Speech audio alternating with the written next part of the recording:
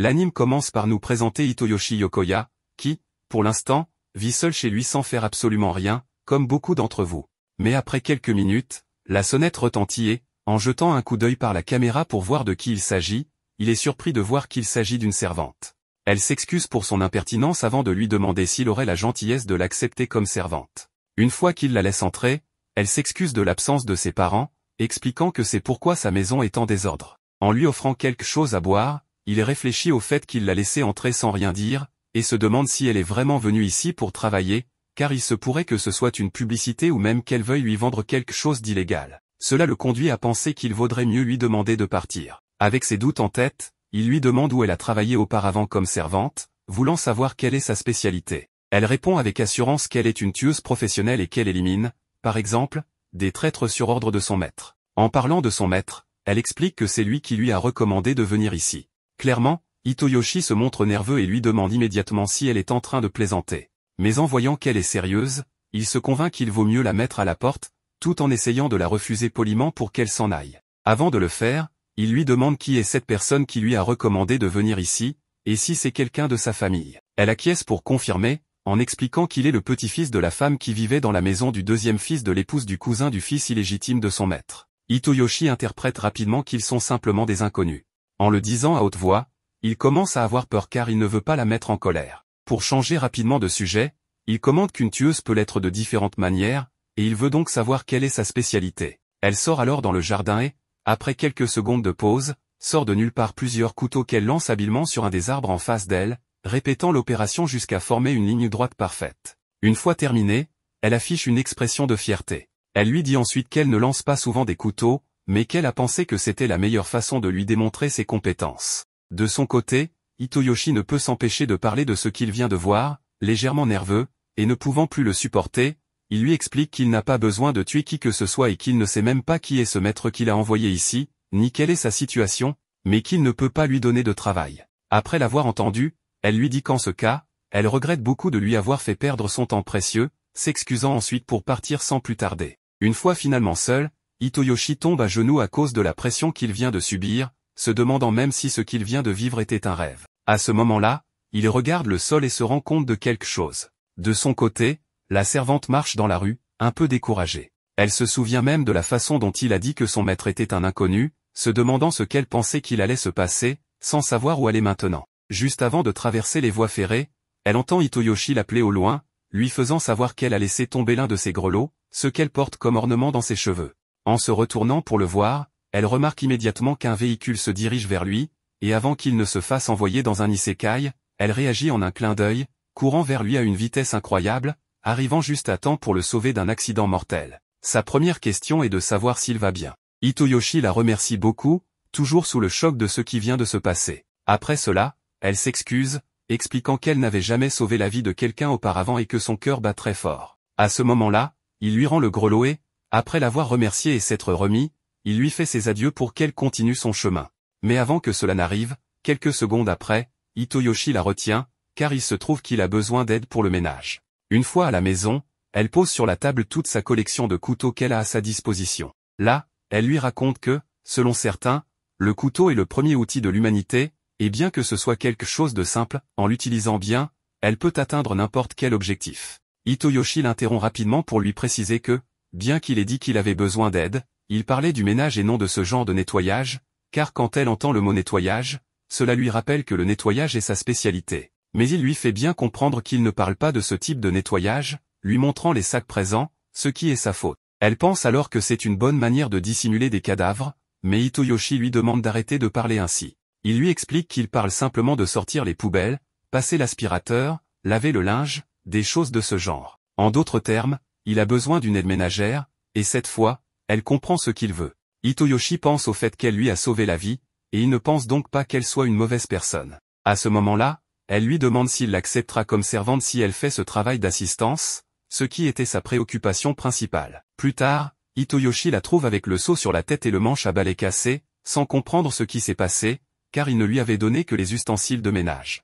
Elle, tremblant beaucoup, se retourne pour s'excuser, et en essayant de marcher sur le sol mouillé, elle finit par glisser. Juste après cela, elle manœuvre son corps pour atterrir à genoux au sol, attrapant habilement les bâtons du balai, mais cette démonstration de compétence est interrompue lorsque le seau retombe sur sa tête. Cela amène Hitoyoshi à lui demander si elle est maladroite par nature. En l'entendant, elle le supplie de l'excuser car elle ne cesse de faire des erreurs, et c'est pourquoi elle ne peut pas travailler pour lui. Ce que fait Hitoyoshi, c'est lui retirer le seau de la tête pour lui expliquer que c'est normal que cela arrive lorsqu'on n'est pas habitué à ce travail. Ensuite, il lui pose une serviette sur la tête pour qu'elle se sèche, lui disant qu'ils devront apprendre petit à petit, acceptant de l'aider ou, plutôt, de le faire ensemble. Il veut savoir si elle l'aidera avec cela. Devant cette démonstration de gentillesse et de patience, elle acquiesce simplement, surprise par sa bienveillance. Plus tard, ils finissent de ranger tout le salon, et Hitoyoshi mentionne qu'il n'arrivait pas à trouver la motivation de tout faire seul, alors il la remercie pour son aide. Pourtant, à cause de tout ce qui s'est passé, il a oublié de déjeuner, et c'est pourquoi il lui demande si elle sait cuisiner. En voyant son air de chiot triste, il comprend que c'est un non catégorique, mais il reste optimiste, lui disant qu'il savait déjà ce qu'il voulait manger, lui suggérant d'aller prendre une douche avant qu'ils ne mangent ensemble. Alors qu'elle est dans la salle de bain, elle pense à son sourire gentil quand il la remercie, peu avant de sortir. Hitoyoshi, en tant qu'adolescent, envisage la possibilité que sa nouvelle servante sorte de la salle de bain sans serviette. Malheureusement pour sa puberté, elle le déçoit fortement en sortant complètement habillée. Après cela, elle lui montre ses excellentes compétences pour couper les légumes. Hitoyoshi se rend alors compte qu'elle ne connaît pas le tonkatsu. Elle lui explique qu'elle l'a sûrement déjà goûté une fois, mais qu'elle ne s'en souvient pas, car la nourriture ne l'intéresse pas vraiment. C'est la raison pour laquelle elle l'oublie souvent. Pour elle, la nourriture est simplement quelque chose dont elle a besoin pour continuer à vivre, donc le goût et les ingrédients ne sont pas importants. Après l'avoir écouté, Hitoyoshi lui dit que c'est dommage, mais que ce tonkatsu va changer sa vie, se montrant vraiment enthousiaste à ce sujet, bien que la servante ne réagisse pas de la même manière. Il lui demande ensuite comment elle s'appelle, et elle répond qu'elle n'a pas de nom, et que jusqu'à présent, ses maîtres décidaient comment l'appeler. Alors elle lui demande de la nommer comme il le souhaite.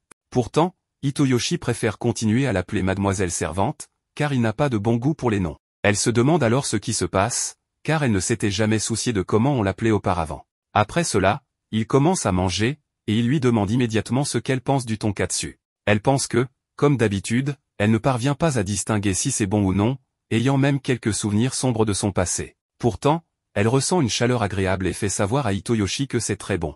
Petit à petit, elle s'imprègne de ces nouvelles sensations si chaleureuses, comme le bain chaud, la nourriture, et même son maître. À ce moment-là, Hitoyoshi lui fait savoir quelle sera sa nouvelle chambre, qu'il avait préparée à l'avance. Cela amène la servante à lui demander s'il l'a préparée pour elle, et lorsqu'il répond par l'affirmative, elle commence à se demander dans sa tête comment il s'appelle. Cette situation a rappelé à la servante quelque chose qu'on lui avait dit après avoir accompli quelques tâches peu agréables, qu'elle avait la peau blanche comme la neige et un cœur aussi froid que la glace, et c'est pour cela qu'on lui avait donné un nom en rapport avec cela. Cela lui a fait comprendre qu'elle ne veut pas être qualifiée de femme froide car elle s'intéresse à ce que Hitoyoshi pense d'elle. C'est à ce moment-là que Hitoyoshi s'est rendu compte qu'il mangeait le tonkatsu seul. Il lui explique que ce plat se déguste avec la sauce originale des Katsuda. Dès qu'elle goûte le tonkatsu avec cette sauce ajoutée, une vague de saveur envahit son palais, la laissant fascinée. Vers minuit, Hitoyoshi se réveille après avoir fait un rêve particulier qu'il n'avait pas eu depuis longtemps.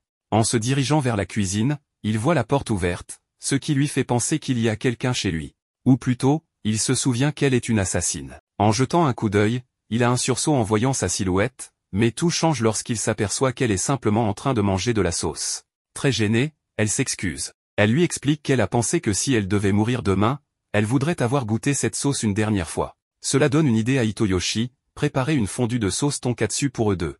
Alors qu'ils sont tous deux assis dehors, elle lui demande s'il a fait un cauchemar, car lorsqu'elle est allée chercher la sauce, elle l'a entendu gémir et semblait souffrir. Elle avait d'abord pensé qu'il s'agissait d'un assassin, alors elle est entrée. Hitoyoshi lui demande alors si elle l'a vu pleurer, ce à quoi elle acquiesce, lui disant que oui. En plus de cela, il avait appelé sa mère plusieurs fois, ce qui le laisse très gêné. Elle lui raconte alors qu'elle a aussi fait un rêve, où la sauce tonkatsu lui parlait et l'invitait à manger tout ce qu'elle voulait, mais avant que cela ne se réalise, elle s'est réveillée. C'était la première fois, car d'habitude elle rêve qu'elle tue ou qu'on la tue. Malgré cela, elle ne ressent généralement rien, que ce soit en se réveillant ou non, et n'a jamais pensé quelque chose comme j'aimerais refaire ce rêve. Pour cette raison, elle ressent beaucoup de tristesse qu'il ait eu un cauchemar, et ce qui l'a le plus peiné, c'était de ne pas savoir comment le réconforter, ce qui l'a fait se sentir très seul. Hitoyoshi s'excuse de l'avoir inquiété et lui explique que c'est un cauchemar récurrent. Il avait l'habitude d'en faire et se réveillait en pleurant, et ne pouvait se rendormir qu'en se couchant sur les genoux de sa mère.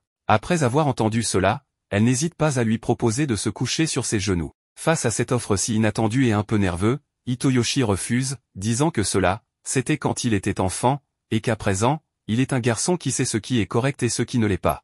Mais lorsqu'elle entend ces explications, elle affiche un regard totalement éteint, commençant à croire qu'elle ne sert qu'à ôter des vies. Ce sont ces mots que lui disaient souvent les adultes qui l'utilisaient. Alors que tout semble s'écrouler pour elle, elle est interrompue lorsqu'Hitoyoshi pose soudainement sa tête sur ses genoux, car il s'est rendu compte qu'elle allait mal. Ne pouvant s'en empêcher, il admet que c'est très chaleureux d'être ainsi, et elle partage le même avis. Après cela, il se met à l'aise, se couchant sur le dos pour pouvoir la voir directement, et avec un rouge clair visible sur son visage, elle lui demande s'il a pu dormir. Hitoyoshi, quelque peu nerveux, lui répond que oui, et c'est tout. Mais pour la première fois, lorsqu'elle a sauvé Hitoyoshi, elle a senti son cœur battre si fort qu'il semblait vouloir sortir de sa poitrine. Ce type de sensation, elle ne l'avait éprouvé que lorsqu'elle faisait face à des dizaines d'ennemis, mais cette fois-ci, c'était différent. Après cela, elle s'occupait des poubelles quand Hitoyoshi est descendu et l'a vue. Il la remercia de faire cela, mais alors, à l'extérieur de leur maison, ils ont aperçu un chiot abandonné. Une lettre était attachée à lui,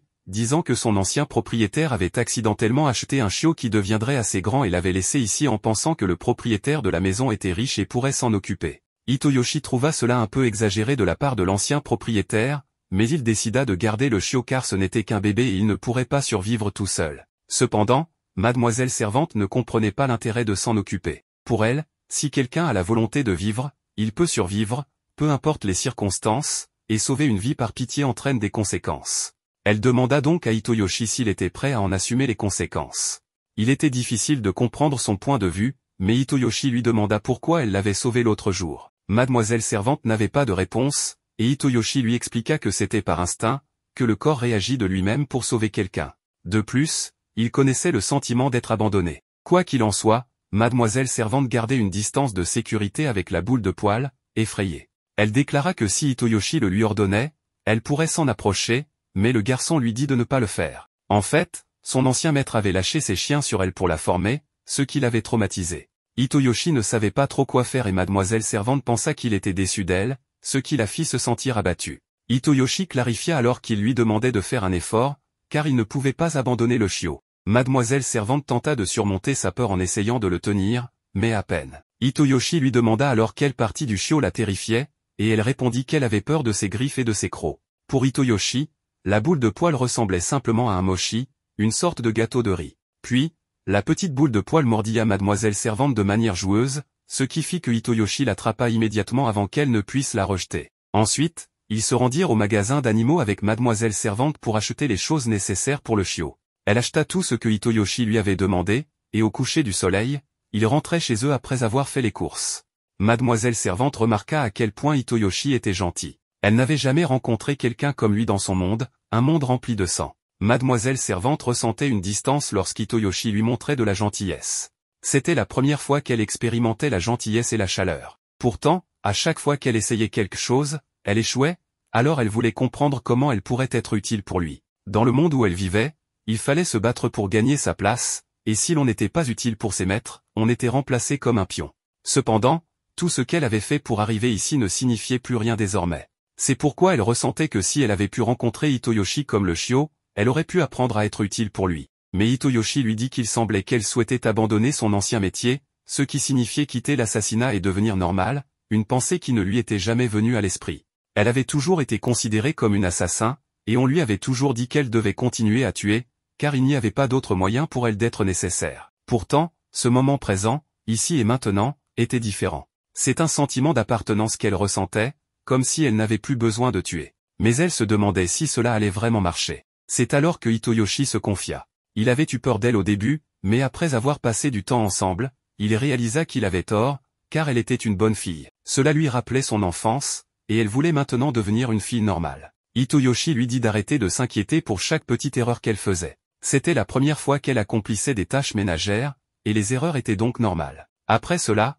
elle commença à trancher le chou de manière plus naturelle, et le menu du jour était l'okonomiyaki, accompagné de sauce et de choux. Mais la boule de poil s'approcha pour demander à manger, ce qui la mit sur ses gardes, car le chiot s'était faufilé derrière elle. Mademoiselle Servante lui donna donc de la nourriture pour chien, et Hitoyoshi entra alors qu'elle essayait de le caresser. Hitoyoshi remarqua qu'elle l'avait nourri, puis proposa soudain un nom pour le chiot, un nom difficile à prononcer, mais qui plaisait à Mademoiselle Servante parce que Hitoyoshi l'avait inventé. Après cela, Hitoyoshi la remercia d'avoir coupé le chou et la complimenta, ce qui la poussa à envisager de s'occuper de la boule de poil en échange. Elle voulait être normale, mais n'arrivait pas encore à se débarrasser de sa peur. Elle voulait croire en Hitoyoshi, et celui-ci lui faisait pleinement confiance, ce qui rendit mademoiselle servante très heureuse. Cela lui donna le courage de caresser et de tenir la boule de poil sans crainte. Cela lui rappela ce que Hitoyoshi avait dit sur le pont. Puis vint l'heure du dîner, et elle se comporta comme une enfant devant un repas délicieux, finissant son assiette rapidement. Hitoyoshi proposa d'en préparer davantage, mais mademoiselle servante ne voulait pas l'embêter, bien que son langage corporel en dise autrement. Hitoyoshi apprenait vraiment à la jeune fille à devenir normale et lui dit de demander ce qu'elle voulait. Mademoiselle servante lui demanda alors de lui donner un nom. Cela fut difficile, mais Hitoyoshi lui demanda sa date de naissance. Mademoiselle servante ne connaissait pas la date exacte, mais savait qu'elle était née pendant une journée de forte neige. Hitoyoshi la nomma donc Yuki, ce qui signifie neige. Ce nom lui rappela de nouveau son passé sombre et froid, mais Hitoyoshi lui expliqua qu'il aimait la neige parce qu'elle était blanche et apportait de la chaleur. Il avait entendu un jour que la terre et les graines ne gelaient pas sous la neige. Ensuite, les graines germaient et devenaient des arbres, ce qui signifiait que la neige protégeait les graines en les gardant au chaud. Cela la fit vraiment réfléchir sur cette chaleur et sur la manière dont Hitoyoshi faisait toujours vibrer son cœur. Tout cela la rendait vraiment heureuse. Une belle et touchante histoire d'amour se développait peu à peu entre les deux. Quelques jours plus tard, alors que Yuki joue avec Mochi, Hitoyoshi apparaît et lui demande une faveur. Elle demande ce que c'est, et il révèle qu'il souhaite se faire percer l'oreille et veut que Yuki, qui a déjà les siennes percées, l'aide à faire le trou. Elle accepte, mais au moment de placer la lame près de son oreille, elle recule, hésitant à percer l'oreille de son maître. Soudain, la cloche sonne, et en ouvrant la porte, Yuki trouve une fille à la recherche de son frère. La fille semble confuse en voyant Yuki, qui réalise qu'il s'agit de Riko, la petite sœur de Hitoyoshi. Une fois à l'intérieur, Riko n'arrive pas à croire que son frère, qu'elle considère comme un perdant pleurnicheur, ait pu engager une servante aussi attirante que Yuki. Elle lui demande pourquoi il ne l'a jamais mentionné lors des réunions familiales. Hitoyoshi tente d'expliquer que leur mère aurait probablement paniqué et que leur père l'avait autorisé à engager une servante, sans même connaître son apparence. Mais Riko n'accepte toujours pas son excuse pour lui avoir menti. Yuki leur demande pourquoi ils vivent séparément, mais au lieu de répondre, Riko commence à crier, ce qui laisse Yuki perplexe face au comportement étrange de la fille. Riko complimente Yuki sur sa beauté, et Hitoyoshi explique que Riko adore les personnes belles, tout en détestant les garçons laids comme lui. C'est pourquoi il ne voulait pas lui en parler. Riko commence à bouder en harcelant son frère, mais après s'être calmée, elle apprend que c'est Hitoyoshi qui a donné son nom à Yuki, ce qui la surprend. Yuki explique alors qu'elle était autrefois une tueuse sans nom avant que Hitoyoshi ne lui donne un nom, ce qui perturbe Riko, qui finit cependant par trouver cela génial et demande à Yuki de signer son carnet, ce que cette dernière fait avec plaisir. Cependant, la signature de Yuki ressemble à des gribouillis insensés. Yuki se défend en disant qu'elle parle 12 langues car elle a beaucoup voyagé en tant qu'assassin, mais qu'elle n'a jamais étudié la calligraphie. Riko a alors une idée, elle veut que Yuki devienne son projet de recherche pour l'été. Bien que Hitoyoshi s'y oppose, Riko insiste en disant qu'elle est la personne dont elle a besoin. Elle demande à Yuki de montrer son côté assassin, et malgré les objections de son frère, elle le rassure en disant qu'elle changera l'histoire pour en faire une servante qui ressemble à une tueuse. Ils se rendent ensuite dans le jardin, mettent une pomme sur la tête de Riko, et Yuki lance un couteau qui frappe parfaitement la pomme, ce qui manque de provoquer une crise cardiaque à Hitoyoshi. Riko demande à Yuki combien de couteaux elle possède et où elle les cache. Yuki répond qu'elle en a 5, mais alors qu'elle s'apprête à montrer le couteau caché sous son vêtement, Hitoyoshi l'interrompt, aux grandes dames des spectateurs. Plus tard, alors que Riko pose d'autres questions absurdes à Yuki, son estomac gargouille, indiquant qu'elle a faim. Elle demande à Yuki si elle a un plat spécial, et Yuki répond par l'affirmative, avant de commencer à couper du chou avec habileté, impressionnant Riko, mais elle ne sert que cela sur une assiette. Riko trouve néanmoins le plat intéressant, en disant que son père l'aurait adoré. Ensuite, ils vont manger au McDonald's, où ils voient une affiche pour un festival de feux d'artifice. Hitoyoshi mentionne que le festival propose des saucisses yakitori, ce qui excite Yuki, et il décide d'y aller. Une fois arrivé, Riko entraîne Yuki vers un stand de tir. Riko est nul, mais Yuki prend le pistolet avec confiance, bien qu'elle rate également sa cible. Elle avoue alors qu'elle n'est pas douée au tir. Cependant, au jeu de pêche au poisson rouge, Yuki utilise sa précision pour attraper beaucoup de poissons. Lorsque Riko lui demande son secret, Yuki lui apprend patiemment comment faire, et le gérant du stand la félicite pour être une bonne grande sœur. Ensuite, ils achètent la sauce yakitori tant attendue, ce qui enthousiasme Yuki. Lorsqu'elle prend une bouchée, elle est si subjuguée par le goût qu'elle en perd presque le contrôle, dévorant la sauce rapidement. Voyant son enthousiasme, le vendeur lui en offre davantage gratuitement, ce qui la rend encore plus euphorique. Riko part acheter des boissons, et Hitoyoshi veut l'arrêter, mais Riko rassure son frère en disant qu'elle ira bien. En attendant son retour, Hitoyoshi demande à Yuki de lui raconter ses expériences passées au festival. Elle lui explique qu'au lieu de s'amuser, elle avait autrefois une mission,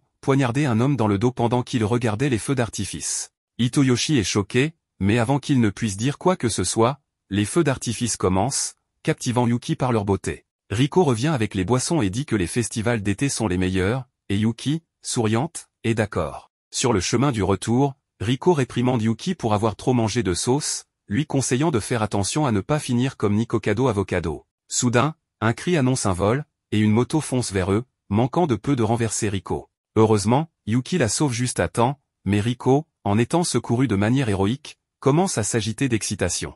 Hitoyoshi, quant à lui, est contrarié de voir leur sauce renversée et déclare que le voleur devrait aller directement en enfer. Prenant ses paroles au pied de la lettre, Yuki se lance dans une poursuite acharnée du motard. Riko, impatiente, veut suivre Yuki pour voir le criminel se faire arrêter. Elle la suit alors qu'elle bondit de toit en toit, laissant les autres derrière, mais Riko trouve un raccourci pour rattraper Yuki. Lorsqu'il retrouve le voleur, Yuki lance habilement un couteau sur les pneus de la moto, ce qui le fait chuter. Alors qu'elle s'approche du voleur avec une intention menaçante, Hitoyoshi crie pour qu'elle s'arrête.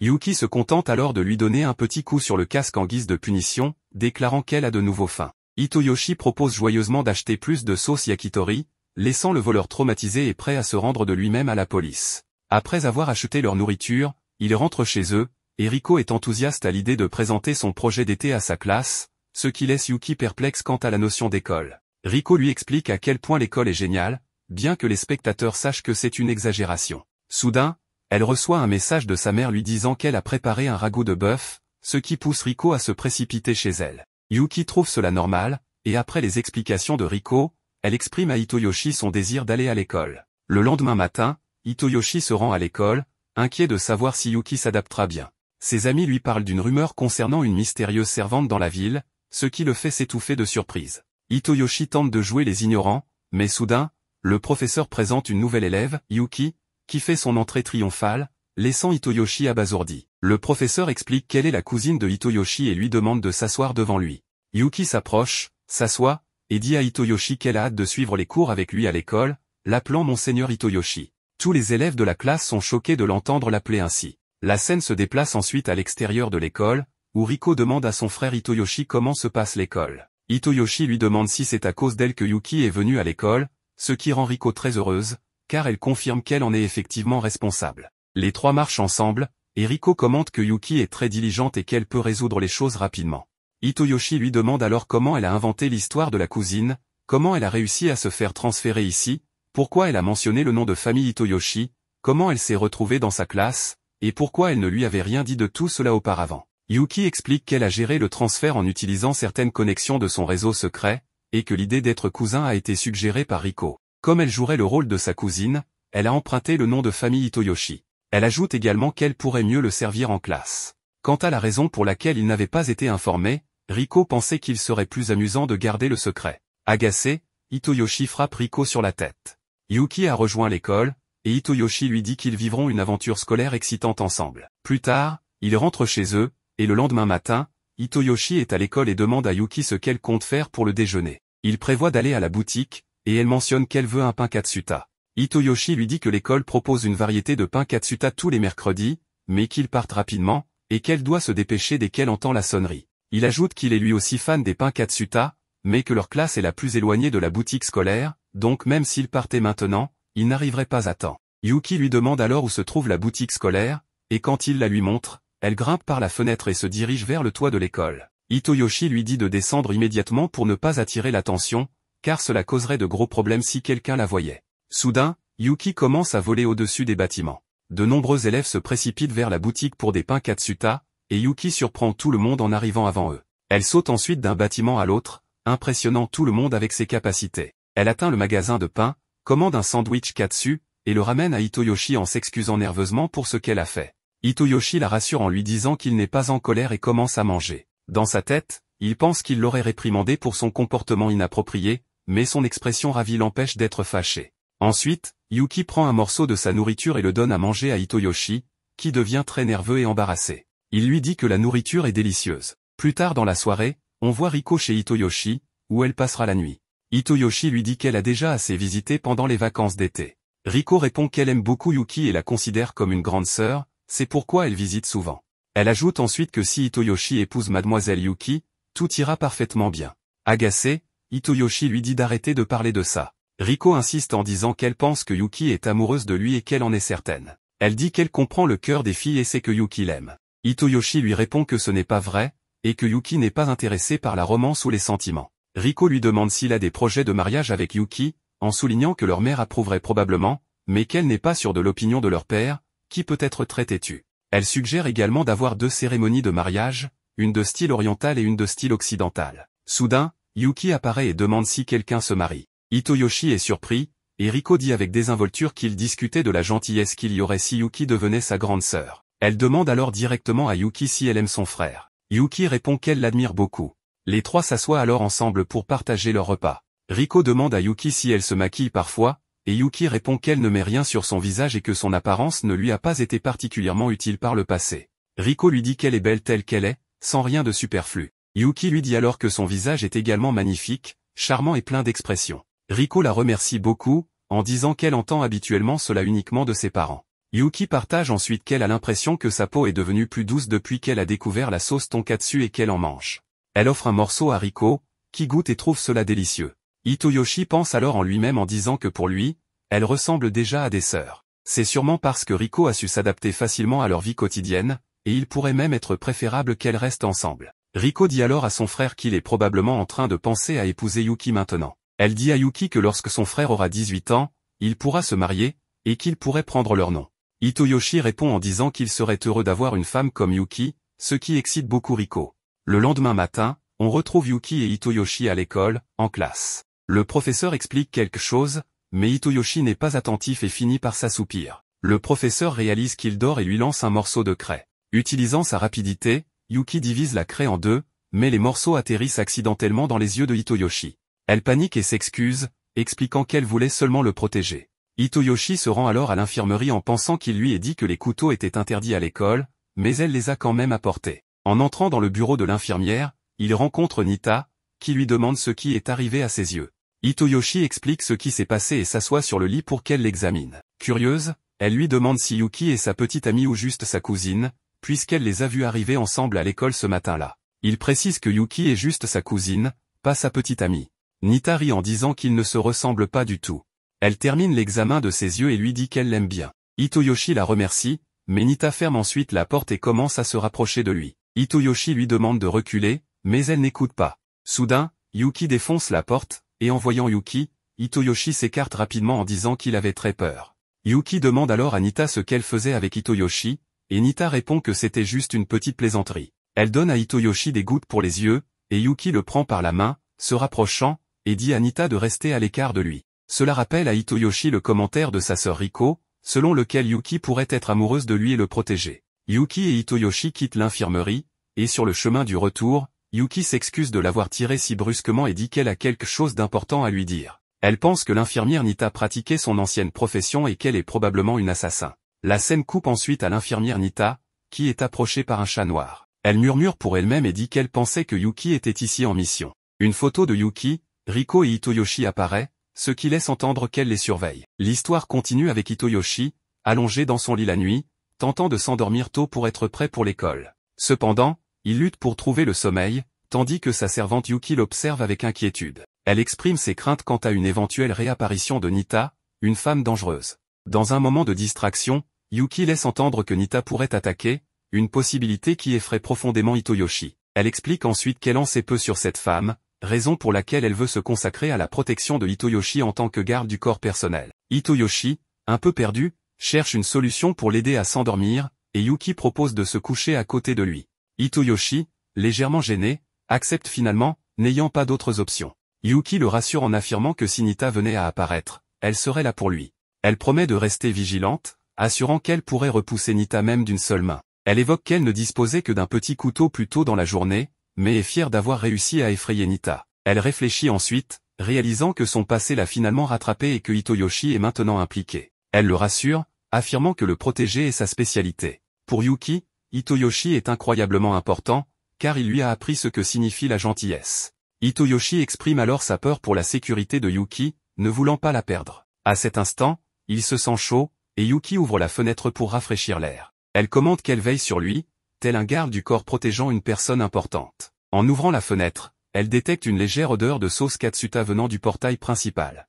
Mais soudain, Nita fait irruption et s'empare de Hitoyoshi, taquinant Yuki en affirmant qu'elle est tombée dans son piège. Nita se moque de Yuki, prétendant que son attachement à sa fausse famille l'a rendue négligente. Elle peine à croire que Yuki, autrefois surnommé le loup blanc des 9 dragons, puisse être si vulnérable. Nita menace d'arracher un œil à Hitoyoshi si Yuki ne se soumet pas à ses ordres. Yuki répond calmement que le loup blanc n'a rien perdu de ses crocs. Nita, en voyant la fureur sur le visage de Yuki, affirme avoir une affaire à régler avec elle. Elle a décidé de mettre fin à la vie de cette dernière. Toutefois, elle admet qu'elle n'a pas la force de le faire seule et envisage de prendre Hitoyoshi temporairement en otage. Nita propose alors que Yuki vienne à l'école dans quelques heures, promettant que Yuki sera en sécurité jusque-là. Yuki se remémore les paroles de son mentor, qui lui rappelait qu'elle était née pour tuer et que l'odeur de la mort la suivrait toujours. Elle comprend désormais que sa seule présence met Hitoyoshi en danger. Elle décide qu'elle doit éliminer Nita pour résoudre cette situation et espère que, une fois Hitoyoshi en sécurité, elle pourra quitter le pays et que tout reviendra à la normale. Son unique souhait est que Hitoyoshi rentre chez lui sain et sauf.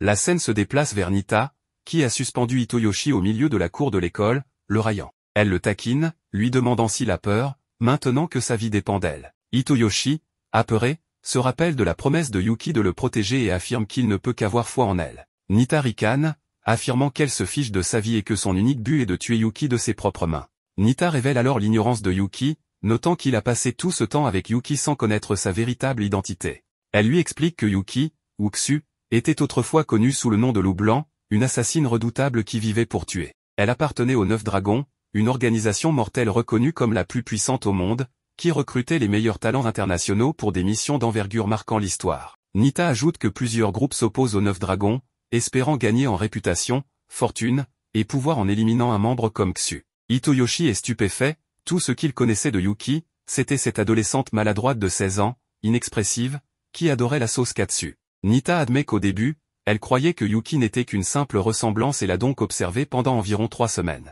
À présent, elle est certaine que Yuki est bien le loup blanc, Ksu, des 9 dragons. Nita se souvient les avoir entendus parler près du balcon et envisage même de les tirer à ce moment-là. Elle conclut en observant qu'il y a quelque chose d'inhabituel chez Hitoyoshi, une personne ordinaire ne pourrait pas rester si calme et tenir une conversation avec quelqu'un prêt à la tuer. Il y a quelque chose d'inhabituel qui a fait fondre le cœur glacé de Ksu, ce qui pousse Nita à penser qu'elle a une chance de réussir. Plus les gens tiennent à protéger quelqu'un, plus ils deviennent faibles. Soudain, Yuki, la servante, apparaît, prête à affronter Nita. Nita ricane, considérant cela comme le premier pas sur son chemin vers ses rêves. Elle tire alors avec son arme, mais Yuki dévie chaque balle avec son épée. Nita, choquée, s'exclame que trancher des balles en pleine course donne l'impression d'être dans un film. Elle tire à nouveau, convaincue que Yuki doit être morte, mais Yuki réapparaît indemne et contre-attaque. Bien que Nita parvienne à bloquer l'attaque, Hitoyoshi est soulagée de voir que Yuki est en sécurité, et elle le rassure en promettant de le sauver maintenant. Nita, frustrée, exprime sa déception face à la situation, disant qu'il est surprenant que Yuki évite ses pièges et la traite avec une telle froideur. Elle ajoute que ce n'est pas normal, et qu'elle croyait que Yuki voulait être normal. Yuki l'interrompt, indiquant que Hitoyoshi a école demain et que rester éveillé tard n'est pas bon pour sa santé, demandant ainsi à en finir rapidement. Cela met Nita en colère, et elle réplique en disant que Yuki respecte vraiment ces gens, mais qu'elle prend les choses trop à la légère, indifférente même si le garçon perd un bras ou deux. À cet instant, des points de visée laser apparaissent, dirigés vers Hitoyoshi. Nita avertit que la moindre résistance pourrait le réduire à un torse sans membre. Yuki attaque, au grand étonnement de Nita, qui lui reproche de ne pas tenir compte de la vie de l'enfant. Nita, excitée, menace d'infliger de grandes blessures aux membres du garçon. Elle tire sur Hitoyoshi, mais Yuki intercepte les balles avec sa petite lame. Stupéfaite, Nita essaie une autre tactique, mais Yuki détruit son téléphone avec un couteau. Yuki attaque Nita, qui, maintenant effrayée, comprend qu'elle risque sa vie. Elle n'a d'autre choix que de tenter de créer une ouverture pour s'échapper. Nita se moque en insinuant que Yuki ne pourra jamais vivre heureuse après un acte pareil et lui rappelle qu'elle ne sera jamais mademoiselle Yuki, mais Ksu. Elle souligne que dans leur métier, personne ne prend vraiment sa retraite, et que, si Yuki la combat, d'innombrables autres viendront pour sa tête. Nita se demande si Yuki est prête à les affronter tous. Yuki répond en expliquant qu'elle pensait ainsi autrefois, qu'elle croyait appartenir à ce monde où tuer et obtenir de la reconnaissance était tout ce qu'elle connaissait. Mais elle affirme que tout est différent maintenant, et qu'elle ne tuera plus personne ni ne laissera quelqu'un mourir à cause d'elle. Elle promet de protéger la vie normale qu'elle a choisie, librement et selon ses propres termes. Un homme raconte que le loup blanc, Xu, ne laisse jamais sa proie s'échapper, qu'elle la poursuit jusqu'aux profondeurs de l'enfer, émergeant de l'ombre pour lui arracher la gorge. Il la décrit comme la plus terrifiante et puissante des assassins. Nita, dans ses pensées, réalise que les légendes sur l'efficacité brutale de Xu au combat ne sont pas exagérées. Elle conclut que Xu n'est pas seulement une tueuse impitoyable, mais une femme implacable qui ne s'arrête jamais jusqu'à obtenir ce qu'elle veut, comme avant et encore aujourd'hui. Ensuite, Hitoyoshi dit à Yuki que la journée a vraiment été une aventure, et qu'il était certain qu'elle viendrait le sauver. Yuki s'excuse de l'avoir mis en danger, en ajoutant que, s'il le souhaite, elle disparaîtra. Mais Hitoyoshi l'arrête et lui demande de lui apprendre quelques techniques de self-défense. Il explique qu'il veut être capable de l'aider, même un peu, pour se sentir homme. Touché par ces mots, Yuki accepte et le remercie d'accepter son attention. Quelques jours plus tard, Yuki attirait l'attention pour son talent exceptionnel dans les sports. Certains camarades de classe disaient même qu'elle ne semblait pas être de la même famille que Hitoyoshi. Pendant ce temps, le protagoniste pensait que la maîtrise de Yuki dans les sports n'était rien comparé à ce qu'il avait vu lorsqu'elle s'était confrontée à la doctoresse. Il avait de nombreuses questions sur la vie passée de Xu, mais tant qu'elle tentait de rester normale, tout allait bien. Aussitôt, Yuki regarda le protagoniste avec tendresse, ce qui fit que les autres camarades le remarquèrent également. Cependant, comme Yuki s'efforce de rester normal, Hitoyoshi ne laissera ni la jalousie ni l'envie des autres l'affecter. Le protagoniste a failli être touché par un ballon, mais Grace l'a sauvé, ce qui attira encore plus l'attention des autres élèves sur lui. Désormais, il est mis à l'écart, non seulement à cause de Yuki, mais aussi en raison de l'attention que lui porte Grace. Immédiatement, le protagoniste lui demande de prendre ses distances, car Grace est maintenant à l'école en tant que nouvelle professeure de gymnastique, et a même prétendu être une connaissance de Hitoyoshi qui venait de s'installer à Tokyo. En entendant cela, le protagoniste reprocha à Grace d'avoir exagéré avec cette histoire de fond, mais elle expliqua que, contrairement à Xu qui se spécialise dans le combat, elle se spécialise dans l'espionnage, et qu'elle est excellente dans l'art du camouflage. Elle précisa toutefois que c'était sa véritable apparence, et demanda à Hitoyoshi s'il préférait les filles aux cheveux longs et noirs, comme sa chère Yuki. Hitoyoshi nia aussitôt, ce qui fit rire Grace, car il est aussi lisible qu'un livre ouvert. Yuki demanda à Grace pourquoi elle était là, car elles avaient tout clarifié la nuit précédente. Grace répondit qu'elle trouvait amusant de voir la légendaire tueuse Xu travailler désormais pour un simple civil, en plus de prétendre ne plus vouloir tuer. Elle ne pouvait rien trouver de plus divertissant. Cependant, Grace précisa qu'elle n'allait tuer personne et qu'elle ne permettrait pas non plus que quelqu'un la tue. Elle proposa une négociation, elle promet de ne ni tuer Yuki ni Hitoyoshi, en échange de leur fournir du pain de la cafétéria pendant 3 mois. Hitoyoshi fut surpris par cette offre, car il s'attendait à ce que Grace demande à Yuki des informations ou autre chose dans ce genre. Il se demanda si cela n'était pas un code entre assassins. Grace s'engagea même à leur fournir du pain Katsuda, un pain que Yuki adorait. Yuki accepta immédiatement. Hitoyoshi demanda à Yuki si elle était vraiment sûre, et elle expliqua que, en tant qu'assassin, ils avaient l'interdiction de tuer des civils. De plus, Grace savait qu'elle ne pouvait pas surpasser Yuki et n'allait donc pas tenter quoi que ce soit contre Hitoyoshi. En cas de danger, Yuki protégerait Hitoyoshi. Cela rassura le protagoniste, et Grace leur promit de ne plus les déranger et de les observer de loin, ou du moins, c'est ce qu'elle disait. En réalité, Grace restait collée à Hitoyoshi à chaque occasion en classe de sport. Le protagoniste reprocha à Grace de le déranger, mais elle nia tout en remarquant que cela dérangeait probablement Yuki qu'elle soit si proche de Hitoyoshi. Le protagoniste expliqua que c'était peut-être parce que Yuki craignait que Grace ait de mauvaises intentions. La professeure comprit que Hitoyoshi ne percevait pas encore les sentiments que Yuki développait pour lui. Hitoyoshi lui demanda de quoi elle parlait, et Grace se rapprocha pour lui murmurer la vérité à l'oreille. À ce moment-là, Yuki fit un service au volley qui cassa le filet et envoya le ballon se fracasser contre le mur. La pauvre Yuki, embarrassée par sa maladresse, fut néanmoins acclamée par ses camarades, impressionnée par sa puissance. Plus tard, Yuki s'excusa auprès de Hitoyoshi pour cet excès de force. Il la rassura, expliquant que ce n'était pas grave et que ce n'était pas sa faute, mais il lui demanda pourquoi elle avait fait cela. Yuki n'en était pas certaine, elle savait juste que chaque fois qu'elle voyait Hitoyoshi avec Grace, elle se sentait un peu isolée sans comprendre pourquoi. Elle demanda alors au protagoniste si ses sentiments étaient normaux ou s'il y avait quelque chose d'anormal chez elle. Hitoyoshi comprit ce que Grace voulait dire, Yuki était jalouse pour la première fois. Il lui expliqua alors que c'était un sentiment normal. Quelques jours plus tard, Yuki se leva tôt pour accomplir ses tâches ménagères, et en lavant le linge, elle remarqua avec joie que la serviette sortant de la machine était très douce. Elle courut, enthousiaste, le dire à Hitoyoshi. Ce dernier se souvint que cela faisait 1 mois que Yuki avait commencé à laver les serviettes, et qu'au début elle mélangeait les couleurs avec le blanc, utilisait du détergent pour vaisselle à la place de la lessive, et même du nettoyant. À présent, elle avait surmonté tous ses échecs et réussissait parfaitement. Hitoyoshi la félicita. Plus tard, Alors qu'elle finissait ses tâches, il lui demanda ce qu'ils allaient cuisiner pour le dîner, car il ne restait que du chou dans le réfrigérateur. Ainsi, elle a pensé qu'il pourrait couper le chou et l'accompagner d'un bon tonkatsu et de sauce katsuda. Ils sont donc allés acheter le tonkatsu, et Yuki était super excité de voir toute cette sauce katsuda partout. Le protagoniste lui a dit qu'il comprenait ce qu'elle ressentait, car quand il était petit et qu'il était allé à un spectacle de héros, il s'était senti tout aussi excité. C'est normal que le cœur des gens s'emballe en voyant quelque chose qui leur plaît. Revenant au présent, Yuki a remarqué que, bien que la main du cuisinier tremblait légèrement au début lorsqu'il tenait le couteau, il a commencé à couper le tonkatsu avec une grande précision et a arrêté de trembler.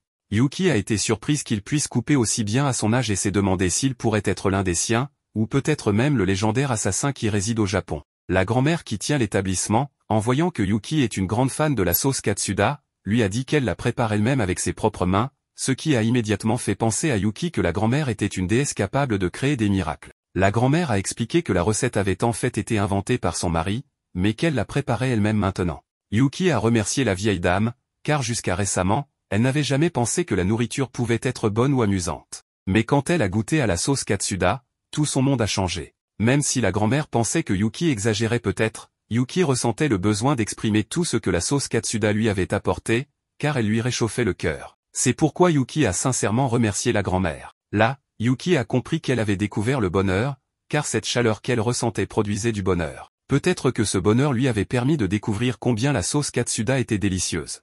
Yuki a pensé que la grand-mère avait raison. Quand le cuisinier s'est approché par derrière et lui a dit qu'elle avait de la poussière sur l'épaule, cela a confirmé à Yuki que cet homme n'était pas quelqu'un de normal, puisqu'il avait pu s'approcher d'elle sans qu'elle ne le remarque. Immédiatement, la grand-mère a offert à Yuki de la sauce katsuda fraîchement préparée, ce qu'elle a accepté, et en la goûtant, elle a presque éclaté de bonheur. Plus tard, pendant que Yuki lavait les assiettes où ils avaient mangé, Hitoyoshi pensait que chaque fois qu'il la voyait heureuse ou excitée par quelque chose, il avait du mal à croire qu'elle avait été une tueuse. Et bien qu'il ait enquêté sur les 9 dragons, les résultats parlaient seulement de légendes chinoises. Alors Hitoyoshi a pensé à lui poser des questions, mais en considérant que Yuki pourrait vouloir laisser son passé derrière elle, il a décidé qu'il valait mieux attendre qu'elle lui parle elle-même de son passé. Cela ne l'empêchait pas d'avoir envie d'en savoir plus sur elle. Immédiatement, il s'est endormi et a rêvé de sa mère, qui lui avait dit qu'il pourrait se voir à tout moment et s'était excusé auprès de lui d'avoir compliqué les choses. Ensuite, sa mère est partie, et il courait derrière elle en l'appelant. Soudain, Hitoyoshi s'est réveillé dans les bras de Yuki. Elle lui a expliqué que pendant son sommeil, il gémissait et pleurait, alors elle est venue le voir. Il est tombé, et elle l'a attrapé. Immédiatement, il s'est écarté en ressentant la proximité de Yuki et lui a expliqué qu'il rêvait de sa mère. Alors Yuki lui a dit que s'il voulait, il pouvait se reposer sur ses genoux. Hitoyoshi a dit que ce n'était pas nécessaire, mais en ramassant son téléphone, Yuki a remarqué qu'il avait cherché des informations sur les 9 dragons. Alors, sachant qu'il était curieux de son passé, elle a commencé à lui expliquer qu'elle-même ne savait pas grand-chose sur les 9 dragons, car c'était son mentor qui l'avait élevée et l'avait introduite dans le clan. Cependant, elle avait toujours été sous ses ordres et n'avait vu que quelques membres sans connaître leur nom ni pouvoir leur parler. Elle ne pensait qu'à survivre et n'était pas très intéressée par les autres, perdant peu à peu de vue ce qu'elle faisait et pourquoi elle le faisait. La seule chose qui l'inquiétait était que son mentor puisse l'abandonner. C'est pour cette raison qu'elle avait du mal à s'adapter à la vie normale, car des choses comme le chant des oiseaux ou la lumière du soleil entre les rideaux lui paraissaient merveilleuses, et ce monde lui semblait parfois si magique qu'elle pensait qu'elle rêvait. Mais en regardant le visage de Hitoyoshi, elle se rendait compte qu'elle n'était qu'une fille essayant d'apprendre à être normale. Elle espérait qu'un jour ce genre de vie deviendrait naturel pour elle, et alors, elle pourrait dire qu'elle est une fille normale. Hitoyoshi lui a dit que lui aussi, en voyant son visage chaque matin, se sentait en paix et heureux, car après tout ce qui s'était passé, elle avait décidé de rester à ses côtés. C'est pourquoi il voulait mieux la connaître et la remercier d'être arrivée jusqu'à lui. Yuki lui a avoué qu'elle aimait qu'il repose sa tête sur ses genoux, car c'était la première chose qu'elle avait pu faire pour lui lorsqu'elle était arrivée. Quelques jours plus tard, Yuki continuait à accomplir ses tâches de domestique tout en profitant des petites joies du quotidien et des jours normaux qu'elle avait réussi à obtenir. Un jour, elle se rendit au marché pour acheter un demi-chou, des pommes de terre, des oignons et des carottes afin de préparer un curry. Le propriétaire du magasin, apprenant qu'elle allait cuisiner ce plat, ajouta gentiment quelques ingrédients supplémentaires. Alors qu'elle faisait ses courses, une petite fille l'approcha pour lui dire qu'elle l'admirait depuis longtemps et souhaitait devenir comme elle. Ces mots flattèrent Yuki, mais la petite fille lui demanda aussi où elle pouvait trouver des vêtements similaires aux siens, car ce style ne ressemblait pas à celui des gens ordinaires. La fillette pensait qu'en s'habillant comme Yuki, elle lui ressemblerait davantage. Cependant, ce commentaire déplut à Yuki, qui aspirait à être une fille normale. C'est alors que Yuki croisa Hitoyoshi, qui se trouvait par hasard dans une librairie en face. Elle profita de l'occasion pour lui demander si porter une tenue de domestique était considéré comme normal. Suite à cette conversation, ils décidèrent de faire du shopping le dimanche avec Yuki pour acheter des vêtements à Yuki. Ce jour-là, ils retrouvèrent Riko, prévenu par message, qui ne voulait pas manquer cet événement. Grace était également là, ayant intercepté les messages échangés avec sa sœur, ce qui horrifia Hitoyoshi. Yuki s'excusa en expliquant qu'elle pensait avoir désactivé tous les dispositifs d'écoute, mais Grace révéla qu'il en restait un dans la salle de classe. Grace les accompagna car elle estimait qu'Hitoyoshi n'était pas capable de choisir des vêtements adaptés pour une fille. À un moment donné, Riko demanda à Grace si elle était aussi une tueuse, ce que cette dernière confirma en plaisantant et en la prenant dans ses bras. Hitoyoshi, inquiet, demanda à Grace de ne pas s'approcher de sa sœur, mais Riko, enchanté, profita du moment car Grace sentait bon. Lorsqu'ils arrivèrent dans une boutique, Yuki essaya une robe qui attirait beaucoup d'attention. Bien que ce vêtement lui allait bien, il imitait encore plus ses mouvements que sa tenue de domestique habituelle. Riko en profita pour la prendre en photo sous tous les angles, ce qui lui valut un reproche de son frère, rappelant qu'ils étaient venus acheter des vêtements normaux. Grace proposa ensuite une tenue de policière, mais Yuki refusa car elle ne pourrait pas y dissimuler ses couteaux. À cette remarque, Hitoyoshi lui rappela qu'elle avait promis d'arrêter de tuer, mais Yuki expliqua qu'elle ne pouvait être tranquille sans ses couteaux sur elle. Ils se rendirent ensuite dans une autre boutique où Yuki essaya plusieurs tenues. Grace était jalouse que tout lui allait bien, tandis que Riko fondait d'admiration, comparant Yuki à un mannequin. À un moment, Yuki dut même essayer un bikini, ce qui déconcertait Hitoyoshi. Quand Grace lui demanda ce qu'il aimerait voir sur Yuki, il répondit qu'une robe blanche lui irait bien.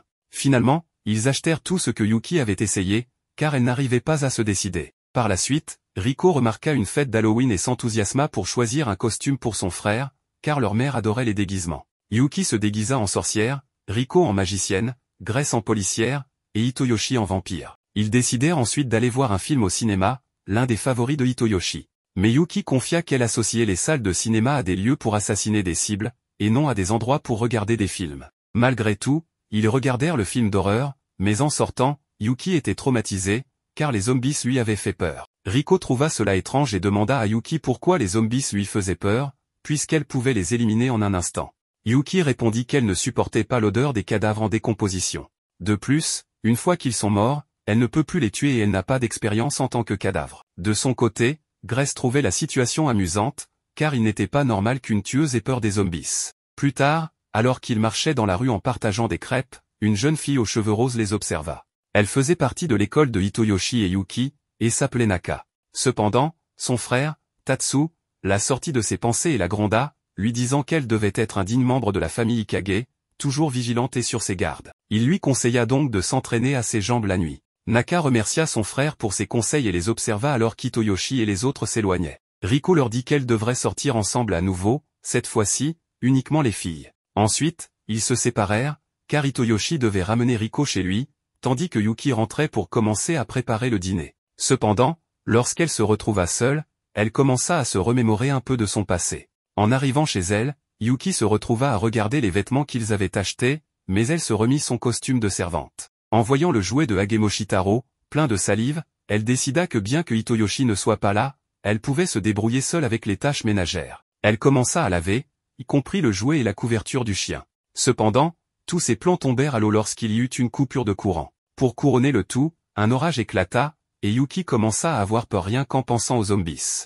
Tout de suite, Hagemoshitaro fit tomber accidentellement une casserole, ce qui effraya encore plus Yuki. Effrayée, elle déchira la couverture de Hagemoshitaro. Cependant, elle promit à Hitoyoshi de réparer la couverture du chien. Le protagoniste réalisa qu'elle portait déjà son costume de servante et lui demanda si elle n'aimait pas les vêtements qu'ils avaient achetés. Elle lui expliqua qu'au contraire, elle avait beaucoup aimé les vêtements, mais que ce costume de servante était un cadeau de son maître et c'était tout ce qu'il lui restait de lui après sa mort. À ce moment-là, son maître lui avait dit que si un jour elle décidait d'arrêter de tuer, il serait d'accord. À l'époque, elle ne comprenait pas bien ce que son maître voulait dire, et c'est ainsi qu'elle finit par travailler pour lui comme tueuse. Mais aujourd'hui, ce costume de servante était ce qui lui permettait de travailler pour Hitoyoshi, et c'est pour cela que, bien que ce vêtement ne soit pas considéré comme normal, elle voulait continuer à le porter. Immédiatement, Yuki demanda au protagoniste si cela lui semblait étrange, mais il lui répondit que non. Cependant, Yuki mentionna qu'on lui avait dit qu'elle était étrange pour être une tueuse ayant peur des zombies, mais Hitoyoshi lui assura que ce n'était pas étrange. Il n'était pas non plus étrange de porter les vêtements qu'on aime ou d'avoir peur de ceux qui nous effraient. D'ailleurs, il est normal d'avoir des choses que l'on aime et d'autres que l'on n'aime pas, et c'est pourquoi Hitoyoshi lui dit de ne pas s'inquiéter de devenir la personne qu'elle sera à partir de maintenant. Puis Agemoshitaro commença à réclamer de l'attention et courut dans tous les sens. Hitoyoshi le prit dans ses bras et se rendit compte que la couverture qui avait été détruite était celle que Agemoshitaro avait quand il a été adopté. Peut-être que le petit chien sentait ses parents ou quelque chose comme ça. Yuki, comprenant que la couverture portait l'odeur de la famille de Agemoshitaro, demanda la permission à Hitoyoshi de la réparer avant de préparer le dîner. Le protagoniste accepta, mais lui demanda pourquoi. Elle lui expliqua que, en partie, elle savait ce que ressentait Agemoshitaro, car le grelot qu'elle porte était la seule chose qui lui restait de sa petite sœur disparue, et rien que de penser qu'elle pourrait le perdre, cela la rendait triste. Au début, Hitoyoshi ne comprit pas bien que Yuki avait une sœur cadette, mais après quelques secondes, il fut choqué par cette nouvelle. Un nouveau jour commence.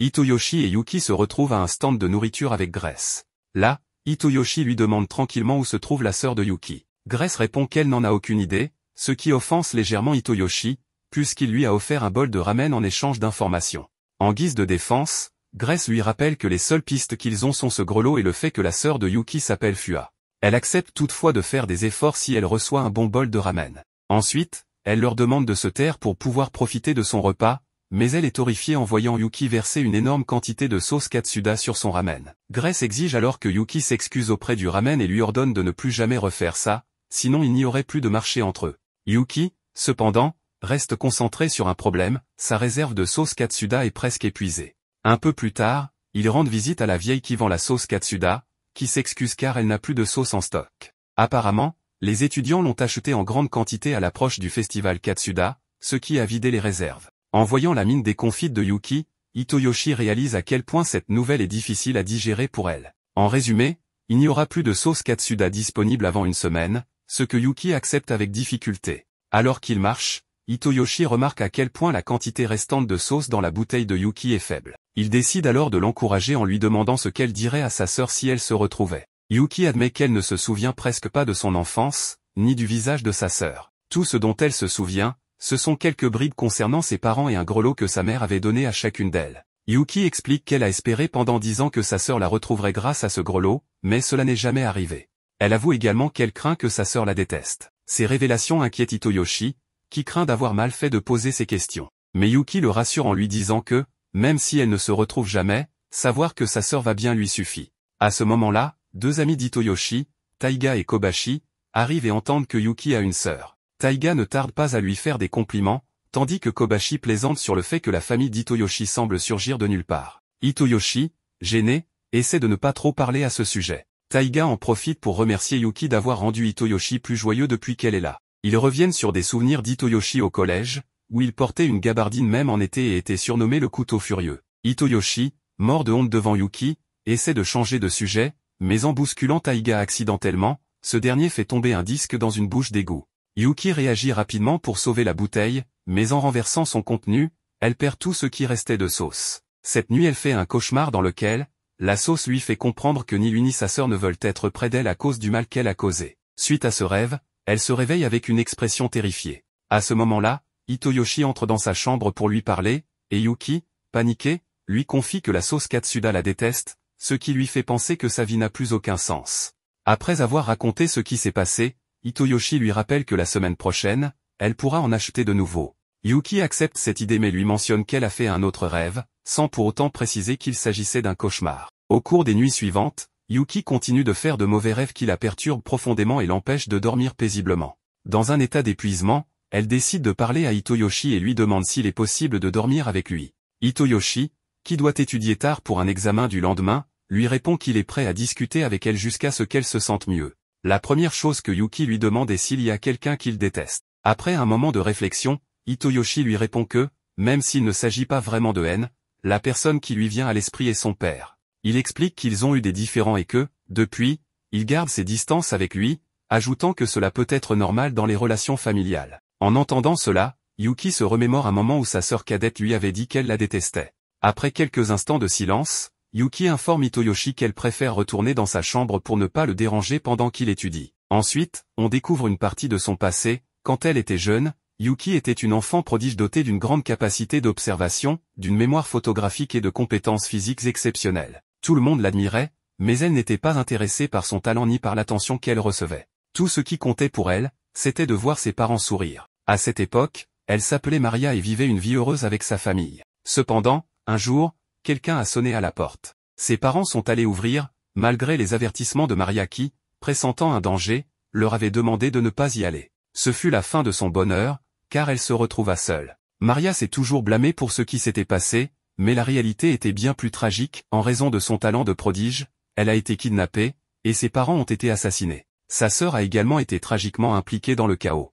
La perte de sa famille l'a laissée émotionnellement vide, et son obsession est passée de ses parents à sa sœur cadette. Mais avec le temps, sa sœur a commencé à lui reprocher ses actions en tant qu'assassin et lui a finalement crié qu'elle la détestait, en lui lançant le grelot qu'elle partageait comme symbole de leur lien. À partir de ce moment, sa sœur l'a complètement rejeté. Désespérée, Maria a embrassé sa vie d'assassin pour survivre. Avec le temps, elle est devenue l'une des assassines les plus redoutées au monde. Sa vie actuelle est le résultat de ses expériences traumatiques et du prix qu'elle a dû payer pour son talent. De retour au présent, Yuki est réveillé par Hitoyoshi, qui, inquiet, est venu la voir après l'avoir entendu parler dans son sommeil. Sans rien dire, Yuki le prend dans ses bras et, de manière inattendue, le force à s'allonger à ses côtés. Bien qu'un peu nerveux, Hitoyoshi remarque que Yuki tremble. Lorsqu'il lui demande si elle a fait un cauchemar, elle admet que c'était plutôt un rêve d'un passé lointain et s'excuse de ne pas s'en souvenir clairement. Hitoyoshi tente de la réconforter en lui donnant de légères tapes dans le dos, expliquant que cela aide à calmer les bébés, car cela leur rappelle les battements du cœur de leur mère. Peu à peu, Yuki se détend et parvient à se rendormir. Le lendemain, à l'école, Taiga est surpris de découvrir que Yuki ne sait rien du festival Katsuda, un événement triple combinant des compétitions sportives, culturelles et musicales. Les classes s'affrontent pour la première place, et l'un des prix est une sauce Katsuda Premium. En entendant cela, Yuki ne peut pas retenir sa salive, étant en plein sevrage de sauce. Cependant, ses camarades l'avertissent que les nouveaux ne gagnent presque jamais, car les élèves plus âgés ont plus d'expérience. Hitoyoshi lui demande comment elle s'en est sortie aux examens, et Yuki, fière, déclare qu'elle a réussi avec un 42. Bien qu'elle ait tout juste passé, Hitoyoshi la félicite, car cela permet à la classe de maintenir une moyenne acceptable pour participer au festival. Inspiré, Yuki promet de faire encore plus d'efforts. Plus tard, Grace lui offre un pain Katsuda, ce qui rend Yuki très heureuse.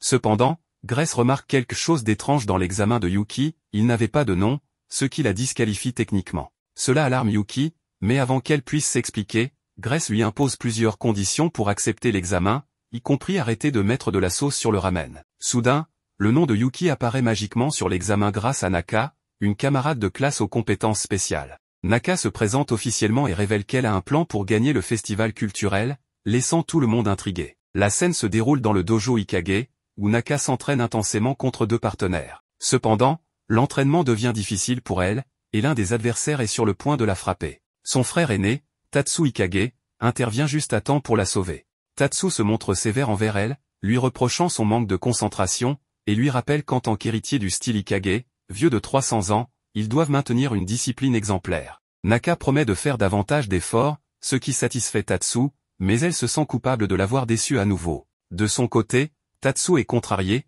car il craint que son erreur n'ait pu laisser une cicatrice sur son visage.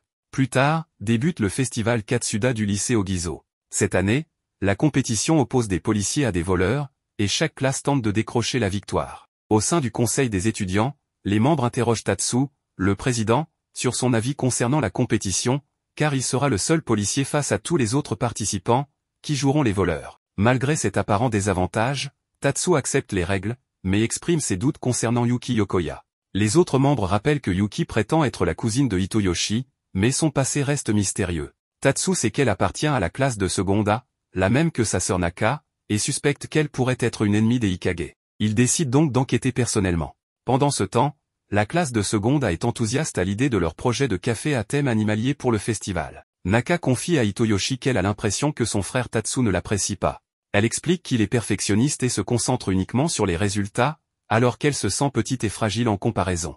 Elle veut gagner la compétition pour lui prouver qu'elle est capable de réussir. Alors qu'elle parle, Yuki se tourne vers elle, ce qui la rend nerveuse. Hitoyoshi tente de la rassurer en lui affirmant qu'il dispose de toutes les informations nécessaires pour la compétition. Taiga, déguisé en seigneur Katsuda, fait alors son entrée et déclare que lui, Naka et Yuki remporteront la victoire. Naka explique qu'elle évite de se démarquer pendant les cours de sport, mais assure qu'elle est une coureuse correcte et qu'elle fera tout pour être utile. Yuki l'encourage en rappelant qu'elle a donné espoir à leur équipe dans des moments difficiles, ce qui motive Naka à se surpasser. Cependant, Tatsu observe cette scène à distance et se montre furieux, pensant que Yuki manipule sa sœur contre lui. Plus tard, pendant une pause, Taiga exprime son excitation à l'idée d'apparaître à la télévision et de devenir la meilleure mascotte locale. Hitoyoshi, inquiet pour Yuki, veut lui demander si cela la dérange d'être filmé, mais ils sont interrompus par l'arrivée de Riko. Profitant d'un moment de calme, Naka demande à Yuki si elle a des amis, puis avoue timidement qu'elle n'en a aucune et lui propose de devenir son amie. Yuki accepte avec sérénité,